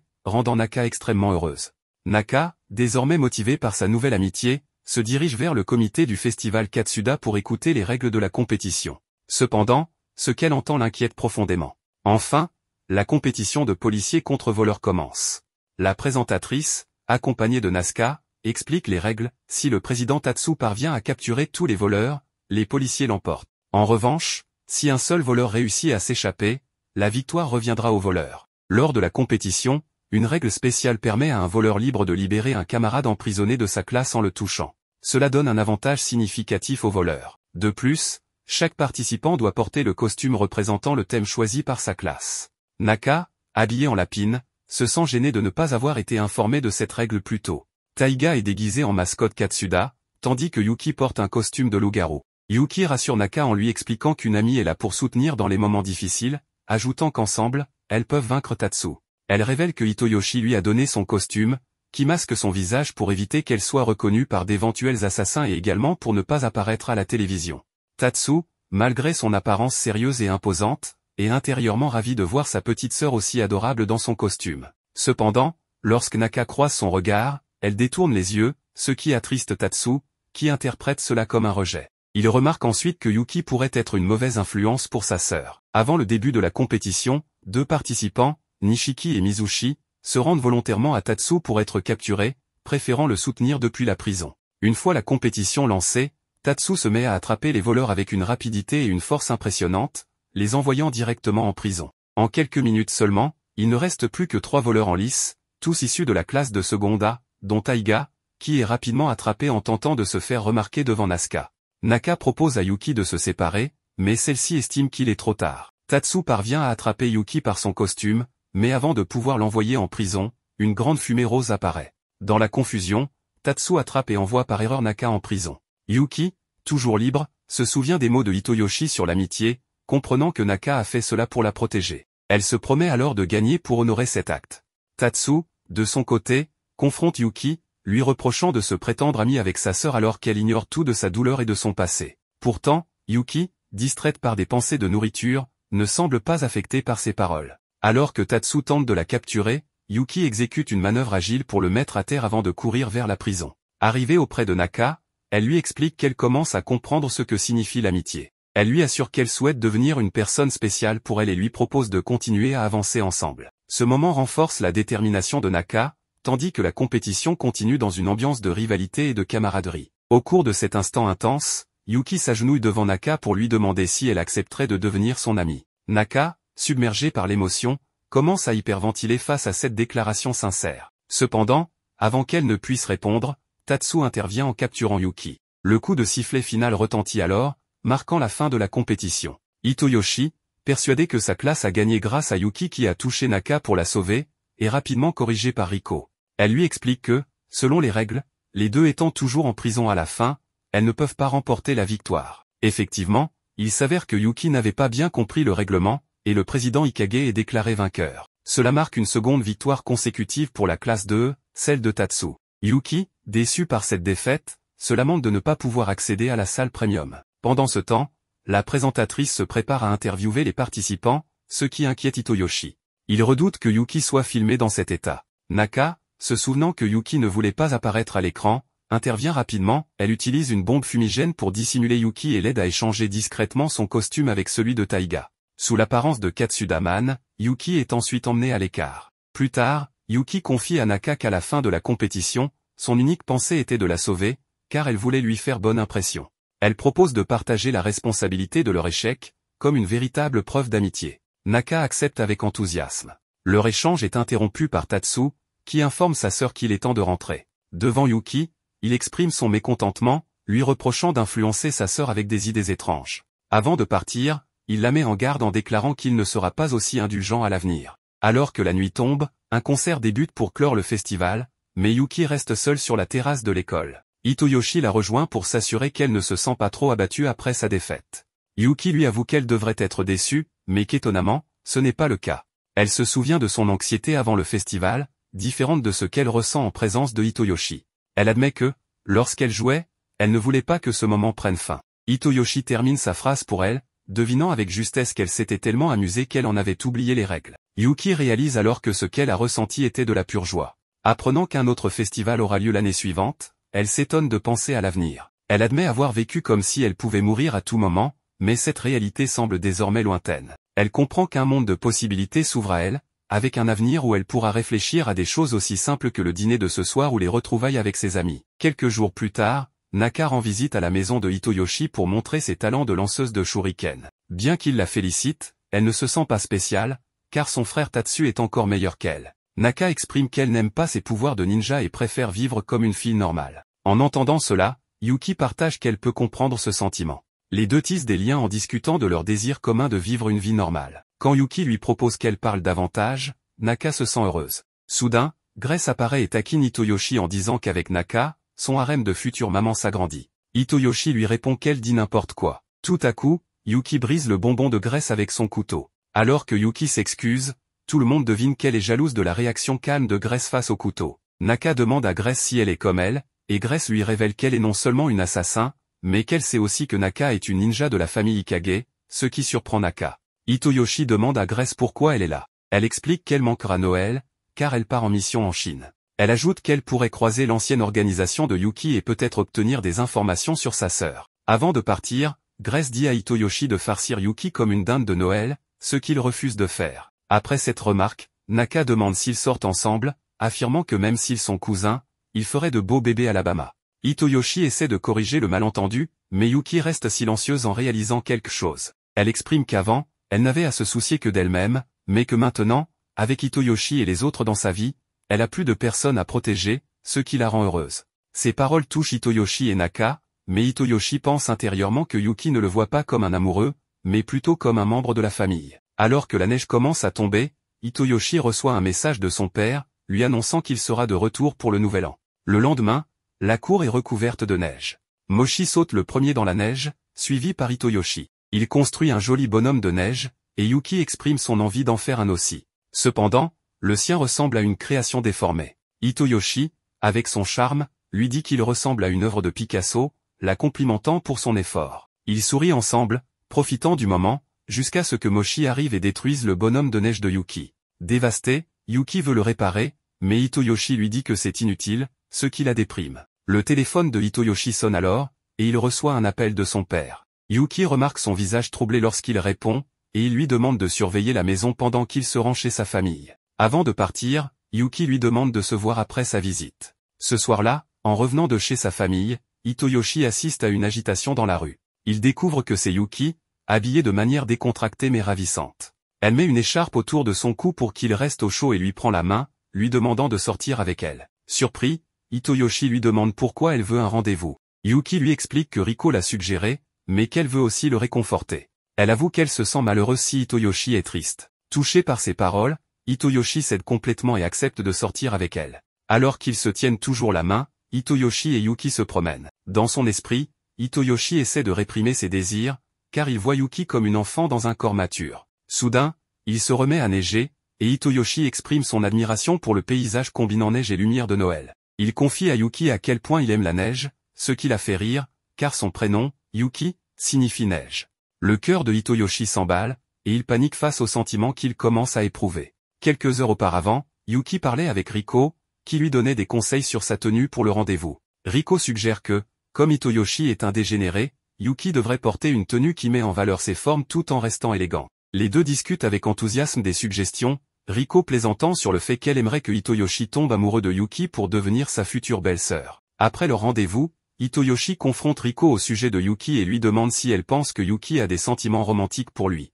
Riko lui répond que Yuki ne s'en rend peut-être pas encore compte. Elle propose alors de faire un test d'amour sur son téléphone. Bien que Hitoyoshi trouve l'idée absurde, Riko l'encourage, affirmant que son ami a commencé une relation après avoir pris ce test. Elle commence à lui poser des questions, allant du contact physique avec Yuki à des pensées plus personnelles, et Hitoyoshi répond oui à chaque question, réalisant lentement sa compatibilité avec Yuki. Cependant, À la dernière question, Riko demande si Yuki a déjà exprimé ses sentiments pour Hitoyoshi. En se remémorant leur rendez-vous, il répond non, ce qui lui donne un score de 96%.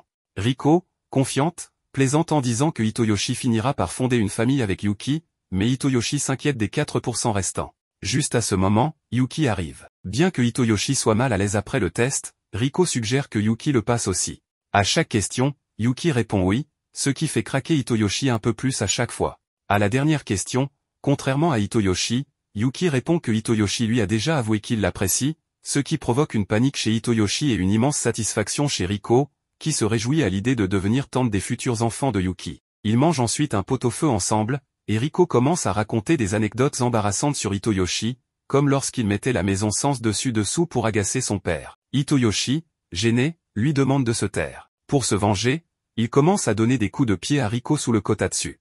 Cependant, à sa grande surprise, Riko ne réagit pas. Hitoyoshi continue, jusqu'à ce qu'il se rende compte qu'il était en fait en train de donner des coups à Yuki. Ils réalisent tous deux cette situation embarrassante et, quand Riko leur demande ce qu'il se passe, ils refusent de répondre. Riko remarque alors qu'il ressemble à un couple mignon qui partage des secrets, ce qui les met encore plus mal à l'aise. Hitoyoshi ne sait toujours pas ce qu'est l'amour exactement. Dans le passé, il avait déclaré ses sentiments à une fille avec qui il passait beaucoup de temps. Cependant, elle lui avait répondu que ce qu'il ressentait n'était pas de l'amour, mais simplement un désir de compagnie. Hitoyoshi pensait qu'elle avait probablement raison, car il se sentait très seul, et discuter avec elle l'avait sorti de son état de désespoir. C'est pourquoi il lui avait avoué ses sentiments, mais après cela, il ne s'était plus revu. La déclaration de Hitoyoshi avait sûrement blessé la fille, et sa réponse l'avait profondément marqué, bien plus qu'un simple refus. Hitoyoshi se demandait alors si ce qu'elle lui avait dit était vrai, et dans ce cas, ce qu'il ressentait à ce moment-là pour Yuki. Le lendemain, Hitoyoshi se réveilla épuisé, car il avait dormi aux côtés de Yuki. En sortant de la chambre, il se reprocha tout ce qui se passait. Comme Yuki faisait des cauchemars, il lui avait proposé de dormir ensemble pour la rassurer. Cependant, il réalisa qu'il n'aurait pas dû le faire et maudit son passé pour cette décision, car maintenant, il était incapable de dormir et savait qu'il ne tiendrait pas longtemps à ce rythme, surtout pendant ses vacances d'hiver où ils passaient tout leur temps ensemble. Yuki sortit alors de la pièce et lui demanda s'il allait bien. Il répondit qu'il voulait commencer le nettoyage de fin d'année le plus tôt possible. Ensuite, Hitoyoshi alla se laver le visage en se disant qu'il devait se ressaisir, pour son propre bien et celui de Yuki. Il se remémora alors la fille qu'il avait rejetée et pensa que même s'il avouait ses sentiments à Yuki, cela ne changerait rien. Pendant ce temps, Yuki décida de nettoyer le sol. C'était la seule tâche qu'elle n'avait pas encore accomplie depuis son arrivée, et elle voulait se rattraper de la dernière fois où elle avait échoué. C'était pour elle une opportunité de se surpasser et de tout laisser impeccable, espérant que cela remonterait le moral de Hitoyoshi. Quand Hitoyoshi descendit avec d'autres déchets, il trouva un véritable désordre. Yuki s'excusa immédiatement, mais il lui répondit que ce n'était pas de sa faute, car tout cela était dû à Agemoshita. Il pensa alors que Yuki n'avait pas beaucoup changé depuis son arrivée. Bien qu'elle ait mûri, elle restait sincère et directe, comme lorsqu'ils s'étaient rencontrés. Yuki traitait tout le monde comme sa famille, ce qui le réjouissait, mais aussi l'effrayait à l'idée de gâcher leur relation. En voyant que Yuki était toute mouillée, elle retira sa veste, et cela fit battre le cœur de Hitoyoshi à toute allure. Yuki voulut lui dire quelque chose, mais, nerveux, il s'enfuit dans la salle de bain. Yuki, inquiète, lui demanda depuis l'autre côté de la porte s'il allait bien, remarquant qu'il se comportait bizarrement depuis le matin. Hitoyoshi sortit de la salle de bain et inventa une excuse, il avait simplement couru pour remplir la baignoire. Mais Yuki, assise sur le sol avec un sourire, attendait qu'il pose sa tête sur ses genoux. Pris de panique, Hitoyoshi lui avoua que cela le mettait mal à l'aise, car ce n'était pas habituel pour un garçon de son âge de faire une telle demande. Attristé, Yuki lui demanda s'il était fatigué d'elle. Bien sûr, Hitoyoshi répondit que ce n'était pas le cas, mais Yuki, persuadé de ne rien faire correctement, se mit à pleurer. C'était une nouvelle sensation pour elle, ses yeux brûlaient, et des larmes coulaient. Hitoyoshi, pris de remords, s'excusa rapidement et lui promit qu'il n'était pas fatigué d'elle. Après cet incident, chaque fois que Yuki faisait une erreur ou oubliait quelque chose, elle se mettait à pleurer abondamment. Hitoyoshi ne savait pas comment la calmer et faisait de son mieux pour qu'elle ne se sente pas triste, mais c'était difficile. Yuki pleurait même pour des choses insignifiantes, comme deux chats qui se battaient ou Agemoshita qui avait grossi. Pour éviter ses pleurs, Hitoyoshi continua de dormir avec elle, bien qu'il ne dorme plus lui-même. Cela dura jusqu'à la fin de l'année. Un matin, Yuki, comme d'habitude, faisait la lessive et remarqua la douceur des vêtements. Elle proposa alors à Hitoyoshi d'acheter quelque chose pour le dîner après sa promenade. C'est alors qu'elle se rendit compte qu'il n'était pas là et qu'il avait laissé une note disant qu'il reviendrait bientôt. Yuki sortit donc promener Agemoshita et vit que de nombreux magasins étaient fermés à cause du nouvel an. y compris celui où elle achetait habituellement la sauce Katsuta. Elle se rendit finalement dans un supermarché, où elle vit des offres spéciales de fin d'année et des boîtes cadeaux. Après avoir acheté un peu de bœuf, elle rentra à la maison, où Hitoyoshi préparait son plat préféré, des okonomiyaki, pour le dîner. Pour cette raison, il acheta de la viande de bœuf rôtie. Cela fit pleurer Yuki, alors pour la consoler un peu, il lui dit que, pour être juste, ce n'était pas exactement la même viande de bœuf, car la sienne était découpée et la sienne non. Après cette situation, ils commencèrent à manger, et Yuki, en goûtant la nourriture, se remit à pleurer. Hitoyoshi ne savait plus quoi faire, car elle pleurait encore et encore. Plus tard dans la soirée, Hitoyoshi, épuisé, s'endormit sur le canapé, car son père devait rentrer à la maison le lendemain. Pendant qu'il dormait profondément, Yuki le couvrit. Le lendemain, Riko arriva chez Hitoyoshi pour que tous les trois aillent ensemble au temple. Cependant, bien que Yuki ait essayé de le réveiller, il continua de dormir, visiblement très fatigué. Riko trouva cela problématique et demanda ce qui se passait. Yuki expliqua que c'était l'anniversaire de son frère Hitoyoshi ce jour-là, le 1er janvier, et qu'ils allaient toujours au temple ensemble pour le nouvel an. Même s'ils ne s'échangeaient ni cadeaux ni rien de spécial, c'était leur tradition. À ce moment-là, Yuki commença à pleurer, car elle ignorait que c'était l'anniversaire de Hitoyoshi. Riko fut surpris, car c'était la première fois qu'il voyait Yuki pleurer. Yuki expliqua qu'il semblait qu'une digue en elle s'était brisée et qu'elle pleurait pour tout. Elle pensa qu'il valait mieux qu'elle n'aille pas au temple. Riko répondit que c'était bien, car elle devait de toute façon retrouver des amis. Après cela, Riko partit. Peu de temps après, Yuki remarqua un message sur le téléphone de Hitoyoshi venant de Naka, disant qu'elle aimerait aller au temple avec eux. Yuki décida donc de rejoindre Naka au temple. Sur place, Naka expliqua à Yuki qu'il est traditionnel d'aller prier et de faire un vœu au dieu. Yuki remarqua alors un panier contenant des papiers de divination. Naka expliqua que ces papiers révélaient la fortune pour la nouvelle année. Yuki voulut essayer et tira un papier. Naka reçut une bonne fortune, mais celle de Yuki indiqua une fortune mitigée. Cela fit pleurer Yuki, car le papier disait que son objet perdu resterait perdu et appartiendrait à quelqu'un d'autre. Yuki pensa immédiatement que cela signifiait qu'elle et Hitoyoshi allaient se séparer. Naka tenta de la rassurer en disant que ce n'était sûrement pas vrai, mais Yuki expliqua que Hitoyoshi avait agi bizarrement ces derniers temps et semblait l'éviter. Elle pensa que le moment où il n'aurait plus besoin d'elle approchait. Naka partagea qu'elle comprenait ce sentiment, car elle aussi avait parfois du mal à arrêter de pleurer, notamment depuis la mort de sa mère. Elle se rappela que sa mère lui avait dit que l'on pleure pour évacuer la tristesse. Alors on doit pleurer autant qu'on en a besoin. Elle dit à Yuki qu'il n'y avait aucune honte à pleurer et qu'il fallait laisser la tristesse sortir pour pouvoir retrouver son sourire. Ces mots réconfortèrent Yuki, qui décida d'aller prier avec Naka pour demander au dieu d'améliorer sa fortune. Elles sonnèrent 2 fois la cloche, s'inclinèrent 2 fois, firent 2 claquements de mains, puis prièrent. Yuki demanda au dieu de pouvoir rester toujours aux côtés de Hitoyoshi, Riko et Naka. Pendant ce temps, Hitoyoshi dormait profondément et ignorait les appels de son père depuis l'aéroport. Yuki et Naka se rendent dans une boutique de figurines pour trouver un cadeau pour Hitoyoshi, dont c'est l'anniversaire. Naka suggère de lui offrir son cadeau lorsqu'ils seront seuls, profitant d'un moment calme. Yuki décide de choisir une figurine représentant l'un des personnages préférés de Hitoyoshi, mais celle-ci se trouve dans une machine de type gachapon, qui distribue des prix aléatoires. Yuki essaie plusieurs fois d'obtenir la figurine, mais échoue à chaque tentative. Cela la démoralise, car elle y consacre beaucoup de temps. Un homme, remarquant sa détresse, s'approche pour l'aider. Il lui explique qu'il existe une méthode pour obtenir ce qu'elle veut, ne pas pleurer, car ces machines se nourrissent de la souffrance des gens. Il lui conseille de renforcer son cœur et d'exiger que la figurine sorte immédiatement. Étonnamment, sa méthode fonctionne, et Yuki obtient enfin la figurine désirée. Ravie, elle remercie l'homme, qui lui confie qu'il utilisait cette méthode avec son fils, et que voir Yuki pleurer lui a rappelé ces moments. Heureux de l'avoir aidé, il reprend ses courses. Pendant ce temps, Riko se rend chez Hitoyoshi pour le réveiller, car leur père doit arriver bientôt. Hitoyoshi, remarquant l'absence de Yuki, réfléchit au fait qu'il n'a jamais osé lui parler de son père, bien qu'ils vivent ensemble. Il se souvient de la séparation de ses parents, sa mère était partie sans explication, et son père l'avait ensuite laissé aux soins d'une nourrice en raison de son travail. Ses souvenirs le hantent, et il craint que ces événements soient de sa faute, ce qui l'empêche d'aborder le sujet avec Yuki. Naka lui envoie un message, mentionnant qu'elle s'est bien amusée avec Yuki, mais qu'elle l'a trouvé un peu déprimé. Peu après, Yuki rentre, les yeux gonflés d'avoir pleuré, mais elle évite d'en parler et affirme qu'elle s'est bien amusée. Hitoyoshi essaie maladroitement de lui parler de l'arrivée de son père, mais il finit par simplement lui dire de ne pas s'inquiéter et de se changer. Déterminé, Hitoyoshi se promet de convaincre son père de laisser Yuki rester avec eux. Cette décision réjouit Riko, qui remarque que son frère a mûri, mais elle le réprimande pour ne pas avoir abordé le sujet avec Yuki. Alors qu'ils discutent, leur père arrive. Il s'avère être l'homme qui avait aidé Yuki dans la boutique. Riko lui saute dans les bras pour l'accueillir, tandis que Hitoyoshi se contente d'un salut à distance. Plus tard, Hitoyoshi parle de Yuki à son père, lui expliquant qu'elle n'est pas une simple domestique en raison de son passé. La conversation est interrompue lorsque Yuki descend pour rencontrer leur père. À leur grande surprise, ils se reconnaissent immédiatement, se souvenant de leur rencontre à la boutique. Le père de Hitoyoshi semble en savoir davantage sur Yuki. Il l'appelle Su, un nom donné par son maître. En discutant autour d'une boisson chaude, il révèle que Yuki travaillait autrefois pour Amuro, son maître, qui connaissait également le père de Hitoyoshi.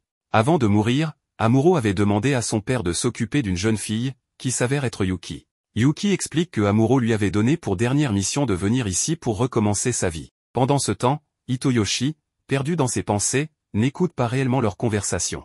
Hitoyoshi est surpris d'apprendre que son père connaissait Yuki bien avant lui. Cette révélation le pousse à réfléchir aux nombreuses choses qu'il ignore sur son père et, dans une certaine mesure, sur Yuki également. Il se sent momentanément éloigné d'eux, comme lorsqu'il a perdu sa mère. Il réalise qu'il a tendance à garder ses sentiments pour lui afin de ne pas déranger les autres, préférant attendre que son père ou Yuki lui parle plutôt que de poser des questions. Le père de Hitoyoshi doit ramener Riko chez elle pour discuter de certaines choses avec leur mère. Avant de partir, il remet un cadeau à Hitoyoshi, mais ce dernier, distrait par ses pensées, n'y accorde pas beaucoup d'attention. Avant de s'éloigner, Hitoyoshi trouve enfin le courage de demander si Yuki peut rester avec eux. Son père, en sachant qu'elle est une ancienne assassin, lui répond qu'il a 16 ans et peut faire ce qu'il veut, sous-entendant qu'elle peut rester. Cette réponse réjouit Hitoyoshi, qui ressent pour la première fois une réelle satisfaction d'avoir exprimé ses pensées à son père et d'avoir protégé Yuki. Un peu plus tard, le père de Hitoyoshi appelle pour parler à Yuki. Il lui demande si elle est satisfaite de cette nouvelle vie, ce à quoi elle répond positivement, ajoutant que Hitoyoshi prend bien soin d'elle. Le père remercie Yuki, lui confiant que grâce à elle, son fils a changé. Il lui demande de continuer à prendre soin de lui, ce qui émeut Yuki. Peu après, Yuki invite Hitoyoshi à admirer le paysage nocturne. Bien qu'il sache qu'il fait encore jour, il accepte pour lui faire plaisir. Elle le porte sur le toit de la maison, où ils ont une meilleure vue. Là, Yuki lui offre un cadeau en lui souhaitant un joyeux anniversaire, mais le cadeau est malheureusement cassé. Déçue, elle commence à pleurer, mais Hitoyoshi apprécie malgré tout son effort. Il lui raconte que ce personnage vient d'un anime qu'il adorait il y a 10 ans. À cette époque, il admirait énormément son père, le voyant comme un héros capable de tout. Cependant, depuis le départ de sa mère, leur relation s'est détériorée, et Hitoyoshi n'ose plus lui parler par peur de provoquer des conflits. Cette distance le fait souffrir, et il se demande si sa famille pourrait un jour redevenir unie. Mais il décide de ne pas laisser cela se reproduire avec Yuki. Il lui confie qu'il souhaite qu'elle reste toujours à ses côtés, partageant avec lui ses joies, ses peines, et tout le reste.